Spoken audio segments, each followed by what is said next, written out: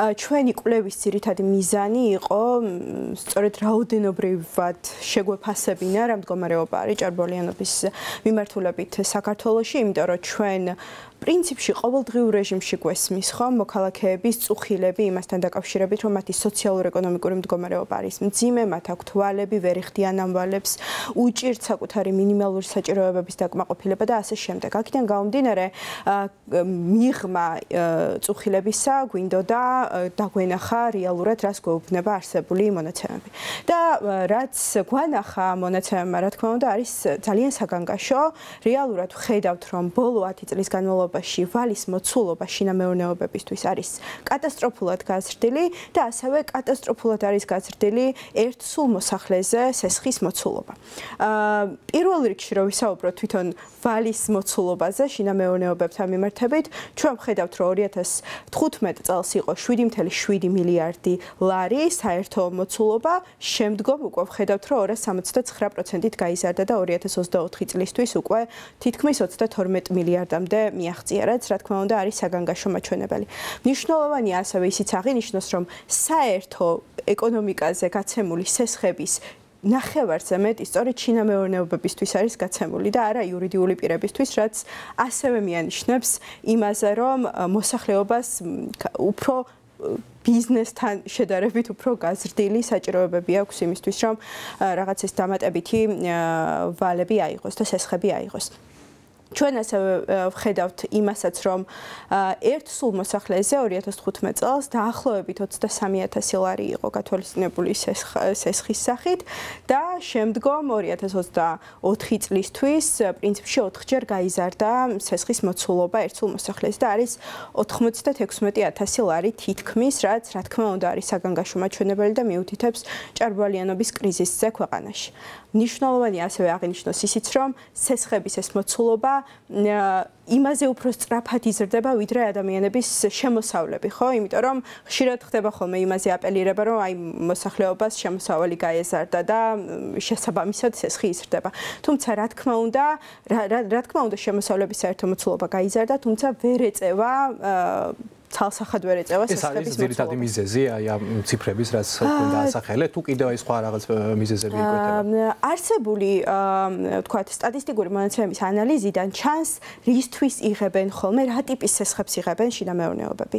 მათ შორის, რა თქმა უნდა, არის სამომხმარებლო სესხები და უდიდესი წილი საერთო სესხების მოცულობის არის სამომხმარებლო, არის ასევე იპოთეკური სესხები და არის ბიზნეს სესხები. ანუ ეს არის, რა ვიცი, სამი ძირითადი მიმართულება, სამი ძირითადი ტიპი, რომელსაც იღებენ შინამეურნეობები. თუმცა მნიშვნელოვანია აღინიშნოს, რომ უკანასკნელ წლებში, ასე რომ ვთქვათ, იპოთეკური სესხის წილი პირველ ადგილზე იყო შინამეურნეობების სესხის ტიპს შორის.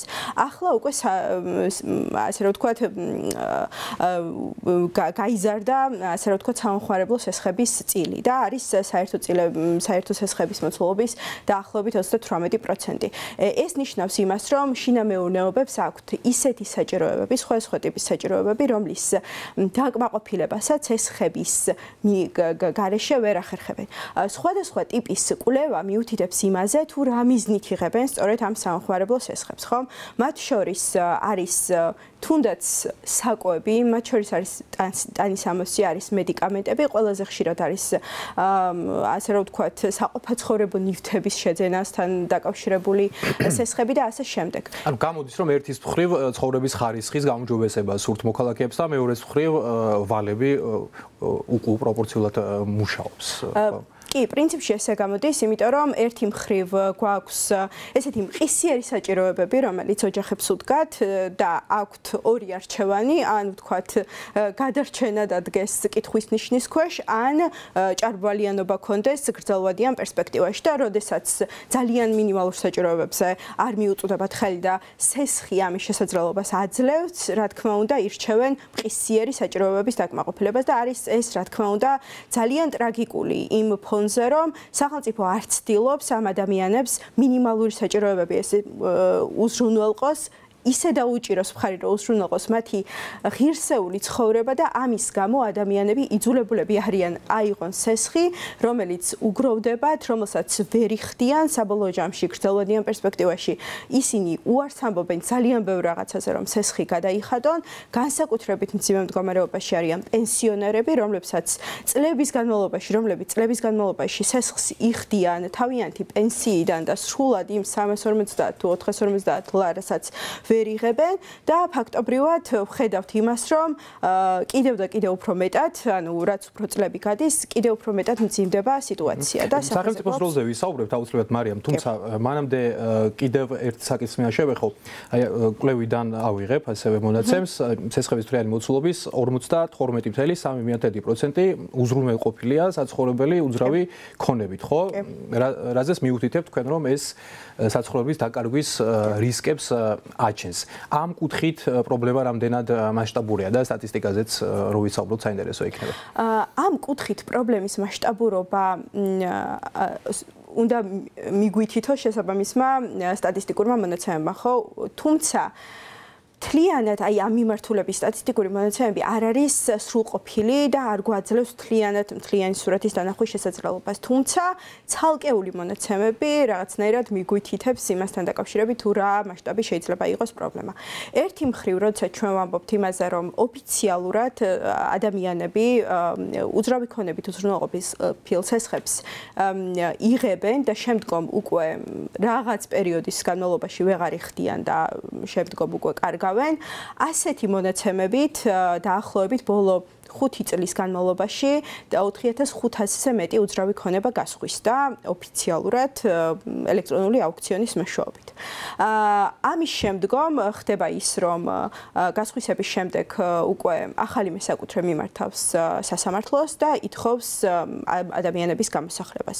როგორც წესი, სასამართლო იღებს გადაწყვეტილებას ამ ადამიანების გამოსახლებასთან დაკავშირებით და არ უყურებს იმას, თუ რა მდგომარეობაში ჩავარდებიან გამოსახლების შედეგად ადამიანები, დარჩებიან თუ არა ქუჩაში, არიან თუ არა ოჯახში ბავშვები, შშმ პირები, ხანდაზმულები და ასე შემდეგ, რაც რა თქმა უნდა ძალიან დიდი ჩავარდნა არის სახელმწიფო პოლიტიკის.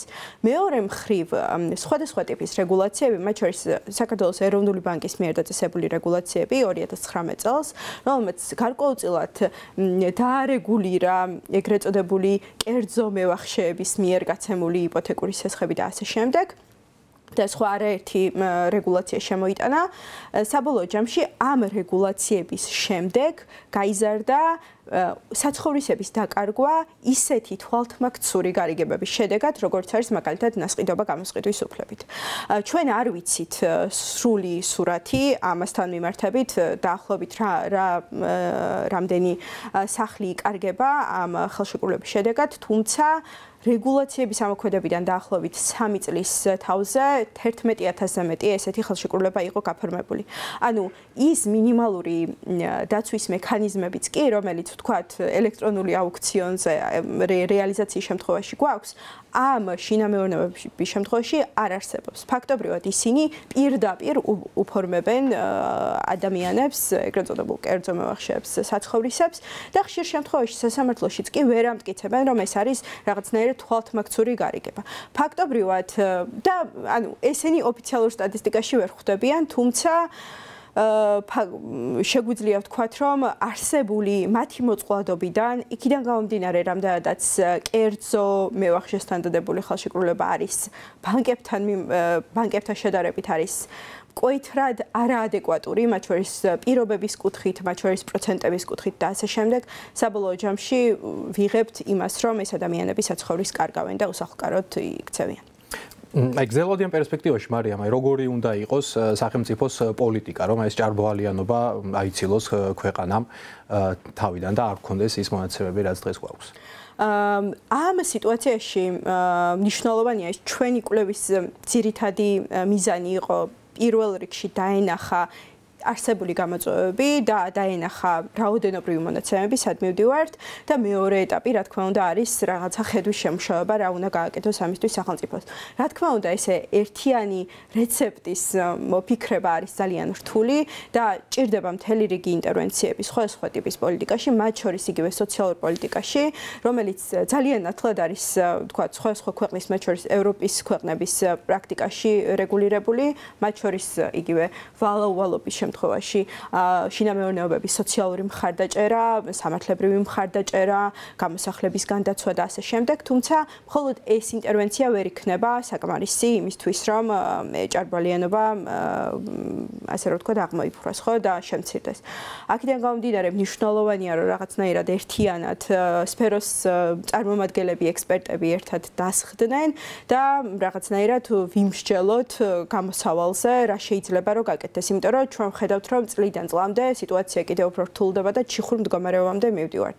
თუმცა არსებული მდგომარეობიდან გამომდინარე, იმ კონტექსტში, როდესაც ქართული ოცნება ამბობს, რომ ქვეყანაში ყველაფერი არის კარგად, რომ ეკონომიკა ყვავის და მოსახლეობის სოციალურ-ეკონომიკური მდგომარეობა არის ძალიან კარგი, ძალიან რთულად წარმოსადგენია და მათ მიერ ასევე ავტორიტარიზმის კონსოლიდაციის პირობებში ძალიან რთული წარმოსადგენია, რომ ამ მიმართულებით რაიმე ტიპის რაღაც დადებით ტენდენციებს ველოდოთ, ხო? მნიშვნელოვანი არის, რომ პასუხისმგებლიანი მთავრობა აუცილებლად იმის მაგივრად, რომ თქვათ, პრობლემაზე არ ესაუბრა და პირიქით ეთქვა, რომ ყველაფერი კარგად არის, დამჯდარიყო და ამაზე ემუშავა, თუმცა სამწუხაროდ ამას ვერ ვხედავთ და სიტუაცია კიდევ უფრო რთულდება.